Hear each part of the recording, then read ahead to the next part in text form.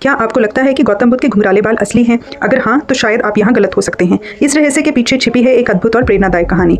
जब गौतम बुद्ध ने आत्मज्ञान की खोज में अपना घर छोड़ा, तो उन्होंने सांसारिक जीवन के साथ अपने बालों का भी त्याग कर दिया था। वे साधना में डूबे रहते थे और अपने शरीर या बाहरी दुनिया की ओर ध्यान नहीं देते थे। एक बार गौतम बुद्ध एक पेड़ के नीचे ध्यान मगन होकर साधना कर रहे थे। उस समय तेज धूप थी और सूरज की गर्मी उनके सिर पर पड़ रही थी, लेकिन बुद्ध को इसकी कोई परवाह नहीं थी। वे पूरी तरह ध्यान में लीन थे। उसी समय कुछ घोंगे यानी कि स्नेल वहां से गुजर रहे थे। जब उन्होंने देखा कि सूरज की तेज धूप से बुद्ध को परेशानी हो सकती है, तो वे उनकी मदद के लिए आगे आए। एक एक करके घोंगे उनके सिर पर चढ़ने लगे और उनके सिर को ढक दिया ताकि सूरज की गर्मी से उनकी रक्षा हो सके। कहा जाता है कि कुल 108 घोंगों ने उनके सिर को पूरी तरह से ढक लिया। ये घोंगे बुद्ध के ध्यान में बाधा न आए, इस उद्देश्य से अपनी जान की परवाह किए बिना उनकी रक्षा में जुट गए। जब गौतम बुद्ध ने अपनी साधना पूरी की और आंखें खोली, तो उन्होंने देखा कि घोंगे अब जीवित नहीं थे। उन्होंने अपनी जान देकर उनकी रक्षा की थी। गौतम बुद्ध ने उन घोंगों के इस बलिदान को हमेशा याद रखा। घोंगों के इस अद्भुत योगदान के प्रतीक के रूप में उनकी मूर्तियां और चित्रों में उनके सिर पर 108 घुंघराले